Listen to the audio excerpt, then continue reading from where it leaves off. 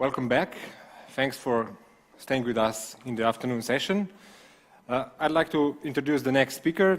I'm very honored I was very honored when Mark agreed to give a talk in Zürich.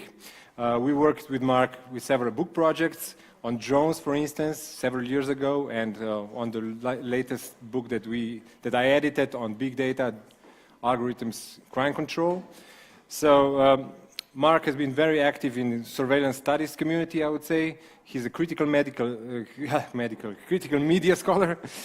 He's a professor of media studies at Pomona College at the moment and visiting adjunct research professor at Monash University in Australia. He's an author of several works, 3 books on surveillance, reality TV, The Work of Being Watched, I Spy, Surveillance and the Power in the Interactive Era, and Infoglut. Currently, he's working on a book project called Drone Media.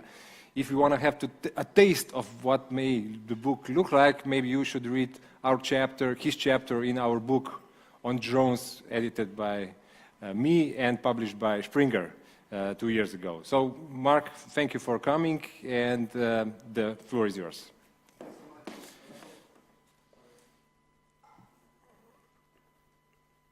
Thanks, Aleš. And thanks also to the Collegium for funding and supporting this and bringing me out. Like Jeff, I came from US West Coast last night, so I'm experimenting with the effects of caffeine on sleep deprivation, and we'll see how it goes. But so far, so good. 3 coffees seem to be working. I'm going to I guess the ambition of this presentation is to step back and think about some of the contextual logics that frame what we've been talking about in terms of automated justice. And I'm going to try to, some of it is going to go through the work that I've been doing on drones that Aleš previewed. And I'm going to try to work through some arguments about what I'm going to claim, although I'm open to discussion on this, is a kind of a shift in the modality or the way in which power is understood and thought about and becomes operative within contexts of automated forms of preemption and response. And the figure that kind of haunts or kind of lurks in the background of this approach is the automation of the lethal decision-making process. And I'm not going to spend a whole lot of time talking about lethal autonomous weapons. What I'm going to try to do is trace the logic that I think culminates in them, and to highlight some of both the logics of thinking that go into making the case for these weapons. I'm not making the case. I'm going to try to forward a critical case, but I think it's important to analyze the sets of logics within which this figure emerges. And so to do that, I'm going to kind of start with this figure and end with this figure, and then do some work in the middle to see if I can make a case for how we get there. John Yoo, notorious for writing the torture memo that justified the use of waterboarding in the US, has recently come out in support of the development of so-called killer robots, although I like the term lethal autonomous weapon for its acronym, which I've tried to highlight, because it pushes in the direction of thinking about what it means to automate the application of the law. And in the background of my thought here, and I won't say too much more about this, but is the philosophical discussion that kind of emerges out of maybe from Kant's critique of judgment up through Arendt's interpretation of the role, and some other philosophers, of the role that critique plays in kind of the larger history of Enlightenment thought, and maybe even going beyond Enlightenment thought, thinking about what it means to try to subtract the moment of judgment from the human domain and to automate it. And so the project here is kind of working with some of those theories to argue why in a kind of coherent theoretical framework, the very notion of justice actually exists in tension and likely in contradiction with automation, that those two things are actually incompatible logics. But I'll gesture in that direction. I do want to say a couple of things about what's happening in terms of John Yu's own justification, because I want to kind of unpack the logics at work here. And I'm going to point out, this is the Roland Barthes myth on the right. That's where myth exists. It's where there's a whole lot more flexibility in terms of the operation of myth. And I was I went through, I was reading the John Yu stuff, and I think the truth. The alibi for lethal autonomous weapons is a very familiar one for anybody who's looked at the discussion of drone warfare, in terms that it makes the case that actually these are quote-unquote humanitarian weapons because they're more precise, they eliminate forms of human error that can result in so-called collateral damage, and so Yu makes this case. Some worry that autonomous weapons, that he makes that case, and then he goes on to say, some worry that autonomous weapons might prompt leaders to turn more readily to conflict. And then he kind of poo-poos that, but decisions about war and peace have much more to do with political leaders. It doesn't have to do with the technology. Right? Then 2 paragraphs later, he makes this claim. The greater risk today isn't that the US will intervene impulsively, but that it won't intervene at all. Not a surprising claim for you, allowing serious challenges to intensify. Robotic weapons can ease the dilemma. So you see the contradiction in this formulation, and I think this is the truth here, right? What he wants to do is lower the cost, political, in terms of damage to aggressor states of intervention. And he believes that the technology will allow this to happen. And that to me is kind of the guiding question. Why the imperative to lower the costs, right? What is it that's driving this particular way of thinking about US imperialism, A, but B, maybe more generally construed, policing and security? And I'll try to make some more general claims about that. I'm a little worried about time, so I have some clips that I probably won't show. It's a little bit long, this clip, but I wanted to point out that similar sets of, although I started with this provocation of myth on the right, it's not unique to the conservative position in the U.S. Barbara Boxer, liberal senator from California in the U.S., she's being interviewed by Democracy Now! About this is back in the Obama presidency, about the authorization of the use of military force that was approved for President Obama to fight ISIS. And the interviewer asks her, why would you want to pursue the same policies that generated ISIS in the first place? Wouldn't it, because, this support for these forms of military intervention? And her response, and the interviewer asks her, wouldn't it make sense to look at some of the political factors that have contributed to this ongoing process of escalating violence in the region? And she says, look, I'm a politician, my constituents are under threat, I don't have time to think about the causes, I leave that to you, I want to act.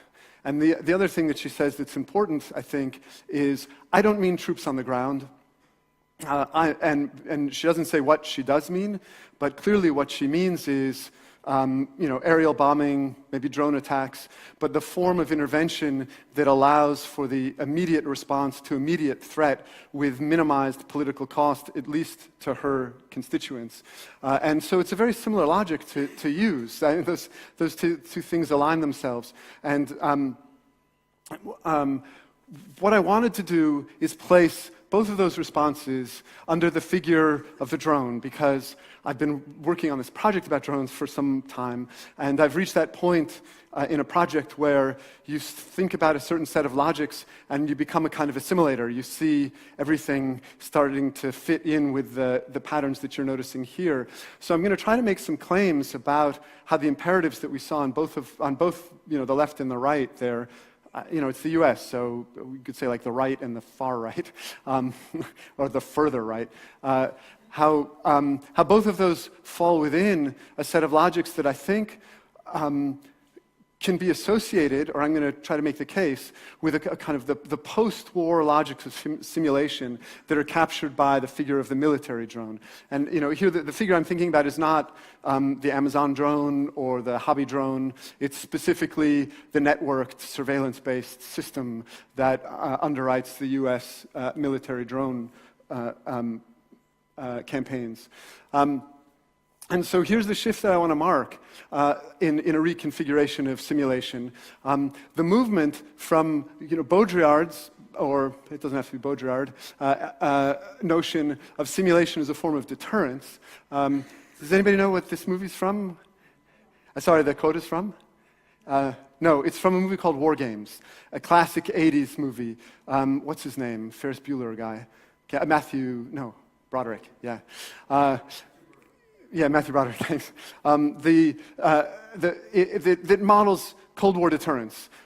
Basically, a kid hacks his way into a computer. The computer, it turns out, is actually connected to the US missile defense system. It's an automated system. He starts to play a game with it. He thinks he's playing a game. The computer thinks it's real. And it starts to escalate nuclear war between the US and Russia.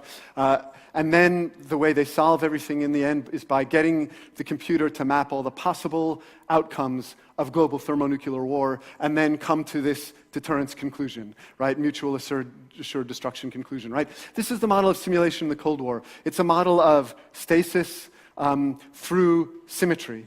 The model of simulation in this kind of contemporary post-war context, characterized by drone conflict and the global war on terror, is a different form of simulation. It's simulation again. It's bringing the future into the present in order to act on it.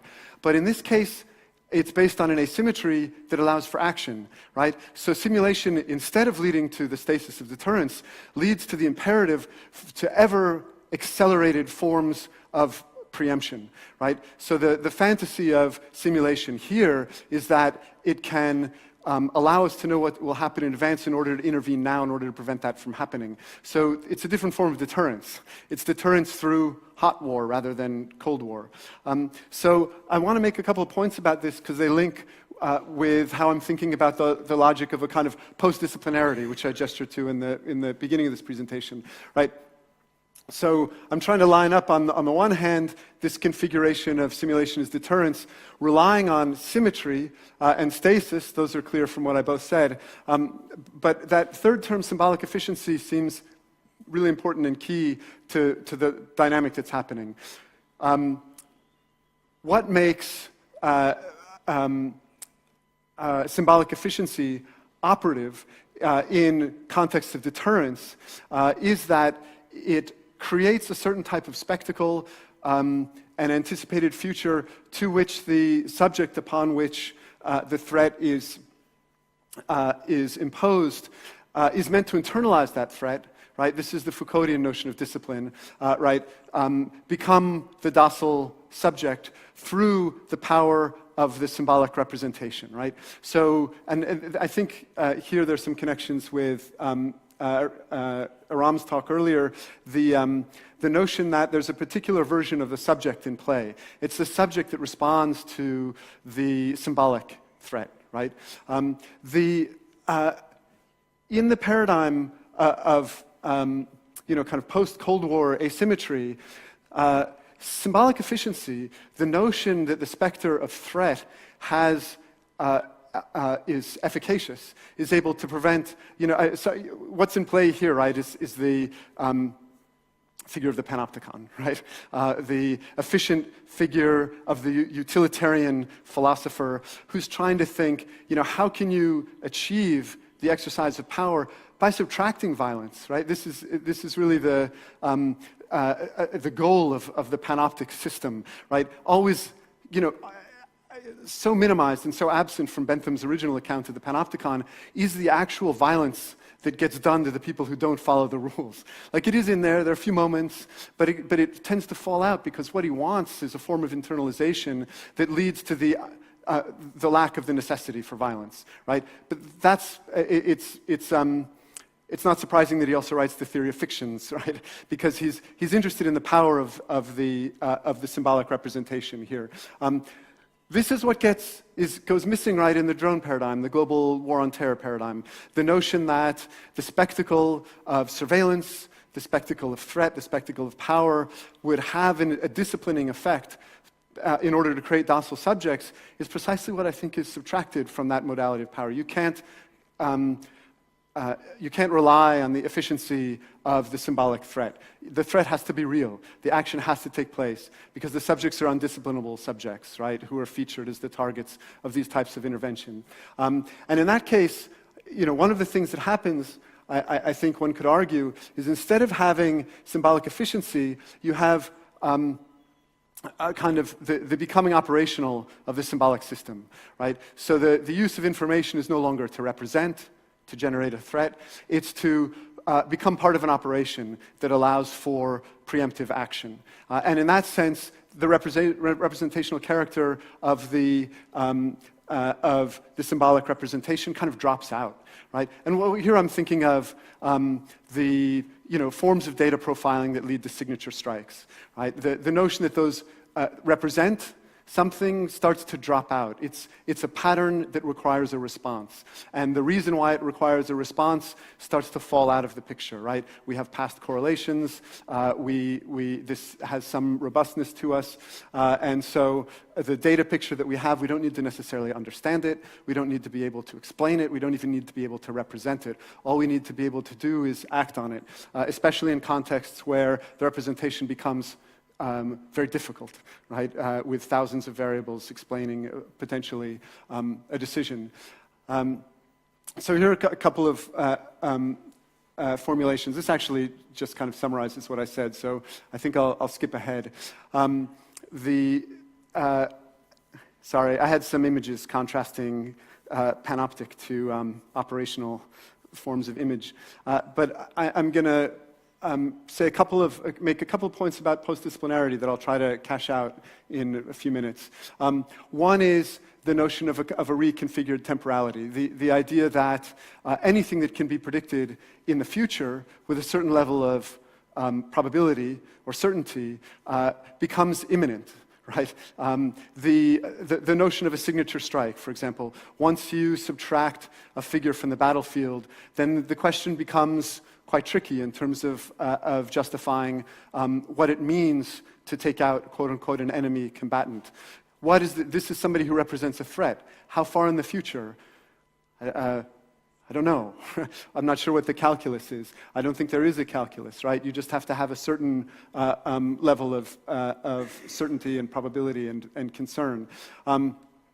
The second is, and this is, what I'm interested in here is the mirroring of the asubjective decision-making process, right, through imagining logics of automation, on the one hand, combating a non-subjectivizable target, right? A target that won't internalize forms of discipline. So you have on both sides this kind of asubjective, kind of the subtraction of the moment of subjectification. I spoke a little bit about the decline of symbolic efficiency.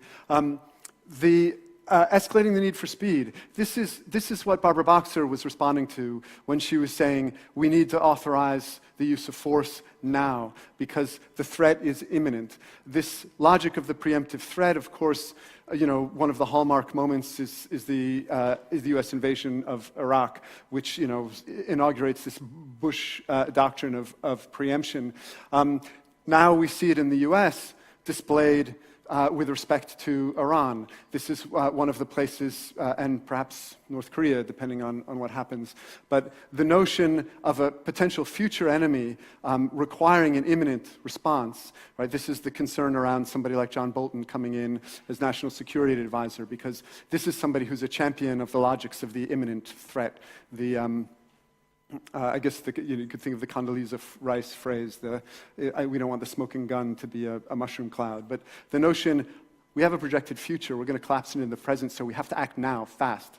And this last one is the one I'm going to spend whatever my remaining time is saying a little bit about power operating in the register of environmentality, monitoring and modulating life, quote-unquote, without limit. That's from an article by Ben Anderson about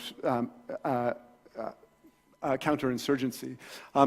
I do want to note this because there's a kind of vacillation in my thinking that moves back and forth between policing and security and warfare. But of course, those are intertwined histories. The notion that drone logics are somehow new and original, I think discounts their historical connection to forms of policing, in particular the history in the US of policing that, as we know from these days, increasing coverage of these moments, the moment when violence becomes preemptive in the face of perceived threat and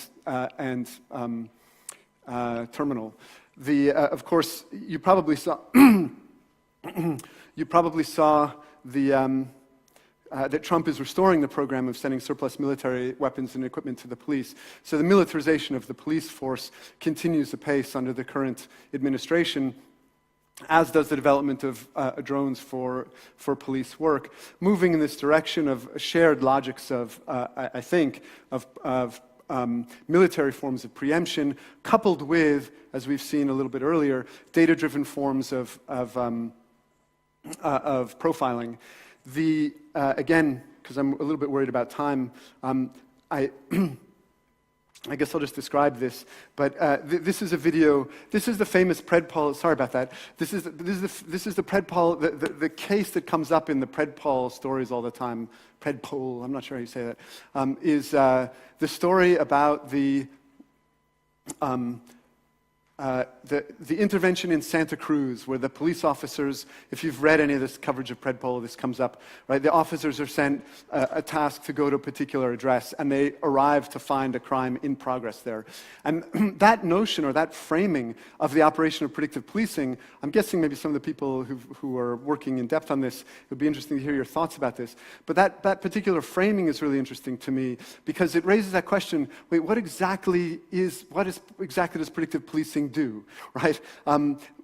How do we think about how its logics work? One way that gets portrayed here is that it actually catches the crime in progress, right? So it operates in that level of imminence at the moment in the Minority Report way, just before the commission of the crime, ideally. Hopefully not just after. But that question is interesting. I'd actually be curious to hear more about, from the people who are working with the police, maybe Roman, about how they think about what it means to send the police there, right? They serve as a presence that stops a crime from happening. Maybe they arrive in progress and catch something from happening. Maybe it makes them easier. Anyway, the point that I want to make here is the framing of the temporality. And the framing is around logics of imminence, the ones that I've been talking about, right? It doesn't seem to take into account, although Roman gestured in this direction, it'd be interesting to see how much that's getting developed, of long-term causal analysis, right? What are the societal variables that might contribute to the development of criminality? Usually how predictive policing is framed is, where do you send the cops now in order to reduce crime? And this is reflected in the use of economic resources, and it's an interesting thing to trace. But in the US, for example, there were block grants that were funded to support community endeavors that were meant to lower crime in high crime areas. And those things were made fun of often, but kind of community policing initiatives like midnight basketball programs and so on. But these ideas of how can you build things into community that might lower crime rates, those all got cut. And that money went instead to equipment, technology, and so you can actually see the logics playing out in terms of temporality. We're not going to look at long-term causes. We're going to look at kind of technological, shorter-term forms of intervention.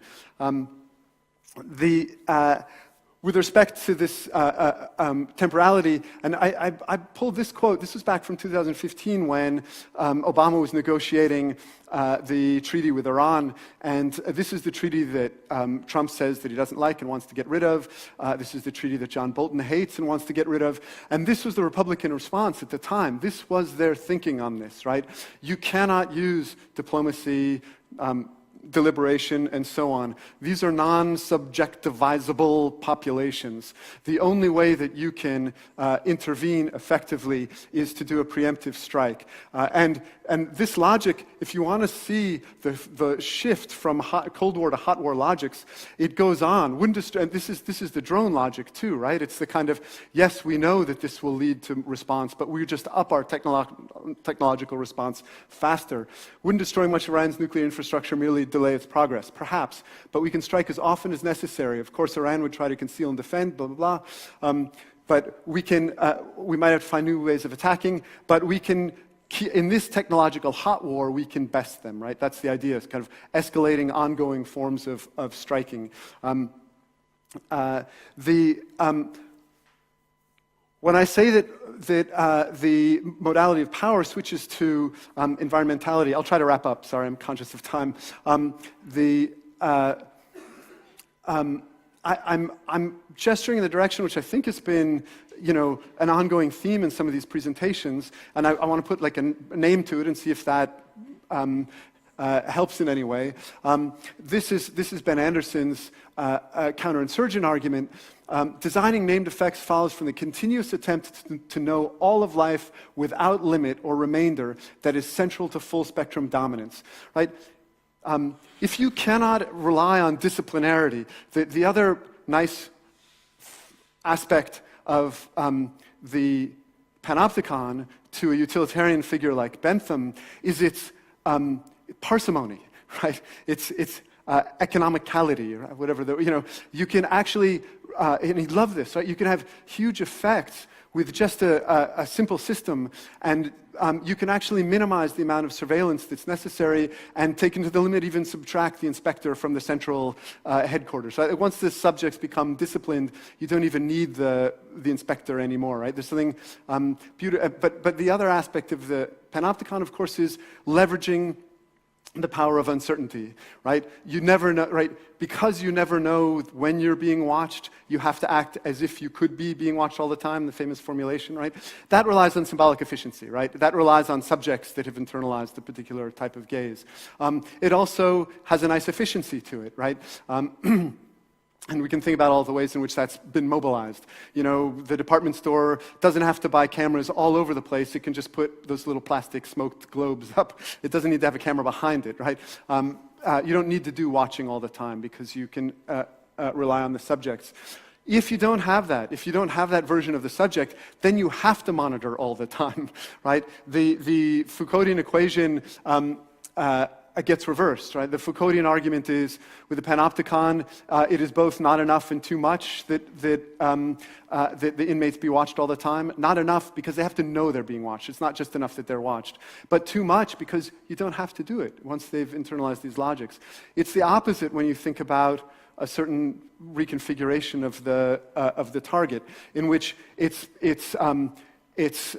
being watched all the time becomes necessary, but the knowledge is not necessary, right? Because there's less of a reliance on the logic of a kind of disciplinable subject. They don't need to know they're being watched. What has to happen is that they are watched all the time without limit or remainder, right? That's the logic that I want to say a little bit about, and it's quite familiar to us. It's not, I think, in the current context of automation, this logic is almost everywhere, right? It's in order to intervene in preemptive ways, in security, in consumption, in the battlefield, what you need is full spectrum information dominance, right? It's why the company that says, you guys know this, right? That Amazon patented a system to deliver to you what you want before you know you want it. That's a kind of analog, isn't it, for the signature strike, right? Like, we're going to take you out before you know what you want to do. But in order to do that, in order to know what you want before you know it yourself, you need full spectrum dominance. That's why Amazon is also at the figurehead of populating all of our spaces with smart speakers that now have screens and cameras and so on. Those two logics go together. That's the point, right? And of course, from the drone perspective, they keep working up to increasingly comprehensive forms of 24-hour monitoring. And it's not just the visual sphere that's being augmented, it's all forms of sensing, from signals intelligence to added forms of sensing. Full spectrum doesn't just mean visual surveillance all the time. It means as many forms of surveillance as possible all the time. I don't know, I just saw this like today. Did anybody see this? Bill Gates, right? You know, here's the thinking of, I call it kind of framelessness. No limit on the picture that can be captured. Blacking planet, to have video cameras watch every inch of Earth from space. I mean, that's the logic at work here, right? You know, capturing everything, all aspects of life without limit. I was trying to think of other forms of monitoring, you know, where we get the sensors that are working in the direction of capturing this kind of totality of information. The other example is smart dust was a big thing a few years ago. I don't know what's happening with it. But the idea was, how do you monitor an urban space that has lots of enclosures? The idea was distributed forms of nanoparticles that communicate with each other so that when you spread them through, and are networked, so when you spread them through a space, they can actually take the form of that space, fill it out, right, and tell you what's going on inside that space. They've also talked about the ways in which they can actually be internalized, right? Swallowed or inhaled. You get internal forms of monitoring. It just moves in that direction of capturing all dimensions of life without limit. And of course, the analog of total environmental monitoring is enhanced forms of environmental modulation. And this is stuff that Aleš gestured to earlier on. But I was trying to think of other spaces where you see, you know, environmental forms of monitoring. You guys know that Google is developing part of downtown Toronto as a smart city, and then the question is who's collecting the data and what are they going to collect and so on. We've heard about, you know, the increasingly pervasive forms of always-on smart monitoring. China is pushing that direction along with the development of AI. This form of ongoing forms of testing, the example that we saw earlier this morning about Facebook's experimentation, you may have seen there was some concern about Pearson Educational Systems is doing this A/B testing. But the idea that the environment is not only completely monitored, but modulatable. We can A/B test it. We can constantly use the environment as a particular type of probe. This is, you know, another way maybe to think of the Internet of Things as well. So I'll just close with this observation, and because it's going on so long. But one of the logics at work here, I think, that gets us back to the figure of the lethal autonomous weapon is what I think of as a cascading logic of automation. When the goal becomes, in order to intervene against subjects that are non-disciplinable, to capture as much information as possible, information collection has to be automated, right, in order to collect that level of information. Once that collection is automated, processing it becomes the bottleneck. So all of this discussion that we've heard about, AI, machine learning, all of this, it's built around the fact that we're creating these databases that cannot be processed or made sense of at the human level, right? They have to be, the sense-making process has to become automated. And I think it's not a long step from the cascading logic of automated information collection, automated information processing, to automated response, right? Which brings us, because of the imperative of speed and the kind of logics of pure imminence, of bringing the future into the present. So I had some other concluding remarks, but I'll leave it at that and see if we have any time for discussion. So sorry. Yeah. Yes, many hands are raised. Interesting threads, very interesting talk. Maybe the logic of in flagranti, you know, in flagranti. So you catch a criminal with the hand in the marmalade, you know. That's the logic the one we pursue. Yeah, sure. Thank you. This was intriguing.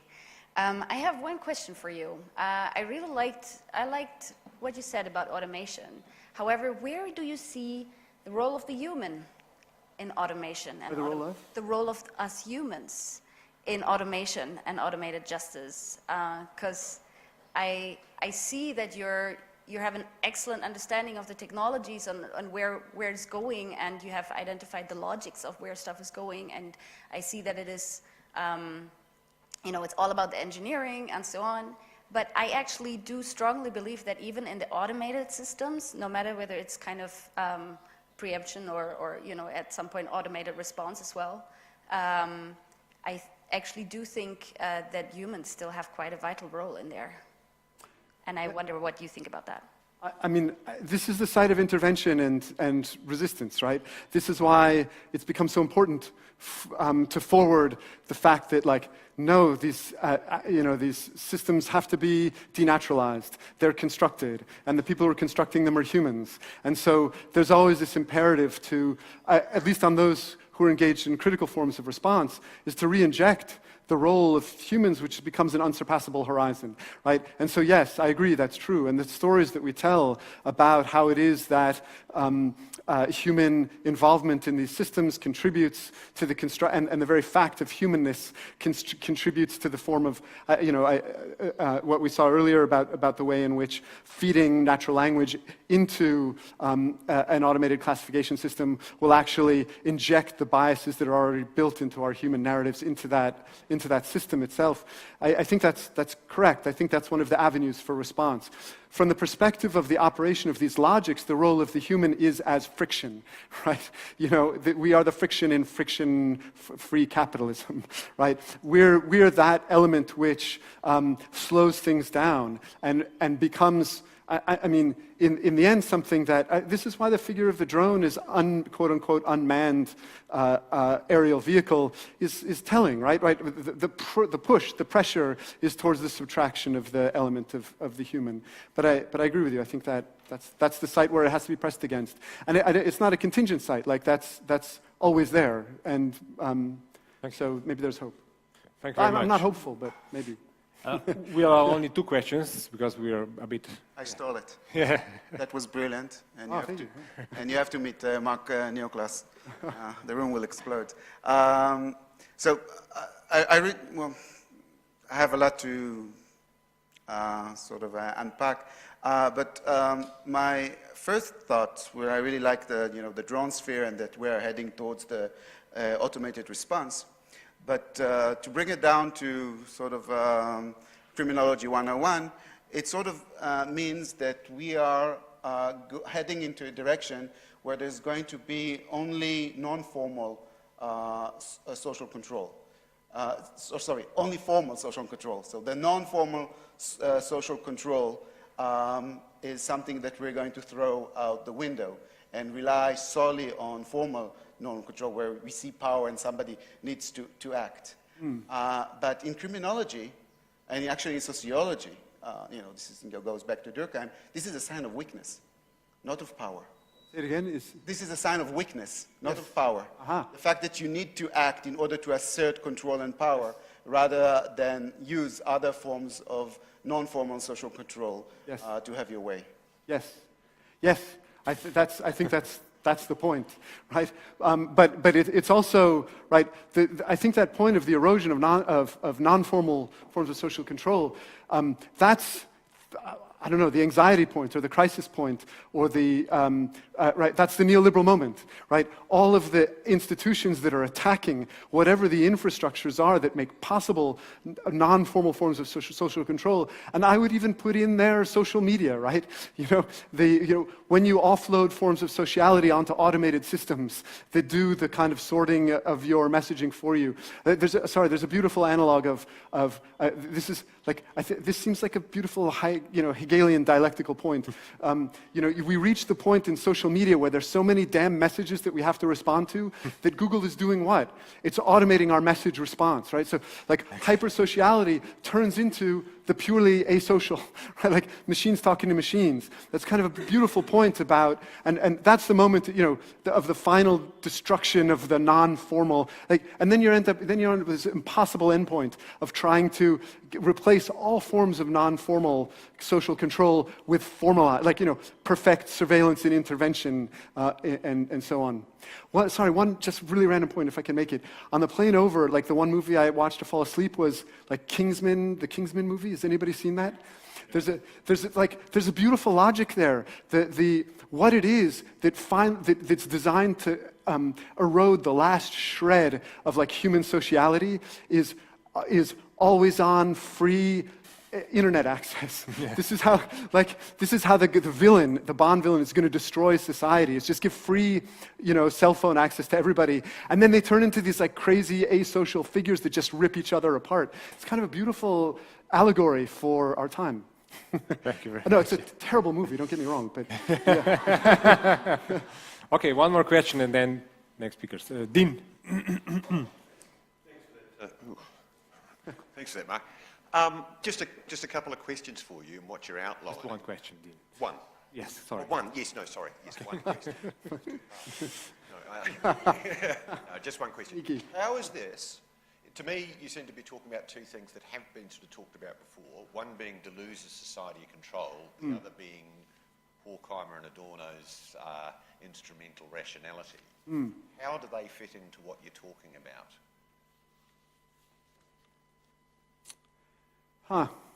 I mean, the society of control could serve as a paradigm for post-disciplinarity.